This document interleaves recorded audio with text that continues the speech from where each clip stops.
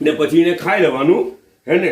એટલો બધો નાસ્તો છે કે બપોરનું ખાવાની બી જરૂરત નહીં પડે. હા સુધી ખેંચી કાઢે ને પાછો હેલ્થી નાસ્તો છે ને ચાય ગરમ કરીને પી લેવાની.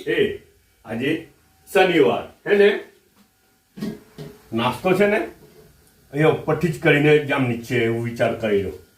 શનિવાર પછી દુકાન બી મોડી ખુલે હે ને પણ નાસ્તો તો તમે જુઓ ને એટલો ભારે નાસ્તો છે એકદમ બધું યુનિક છે. હે મેઇન આ પહેલી વસ્તુ તો આવું છે આપણા વટાણા રાઈટ છોણા હાટે છે.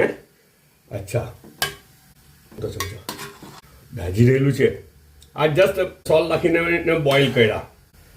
અચ્છા હવે આ બાઉલમાં કાઢવાનું પેટ ભરીને યાર બીજું હું ને પછી એને લઈને બેસી જવાનું ટેબલ પર ને છોલીને ખાવાનું. આ એની ખરું તરીકો આ એનો મજા લેવાનો તરીકો જસ્ટ બોઇલ વટાણા છે. અચ્છા બીજી વસ્તુ બહુ ભારે બની રહેલી છે. આ ઢોકળા બની રહેલા છે ગરમ છે નીચે પાણી છે ઉબલે છે ને એના ઉપર પેલું વચમાં સ્ટેન્ડ મૂકેલું છે ને ઉપર પછી આ ટપેલું મૂકેલું છે ને પછી એને ઢાંકેલું છે. તો આવી રીતના આપણું દેશી ઓવન એ લોકો એ કરે કઈ બનાવે ને એમાં ઢોકળા બનાવે. અચ્છા બનેલા ઢોકળા છે ને આયરા હજુ આમાં બાકી છે કામ થોડું. આ તો લાલ મરચું નાખેલું છે. હવે આ રાઈ ને તેલનો વઘાર થાય ને તે એના પર લખાય. બધા પોતાનો ખ્યાલ રાખજો પાછા મળું.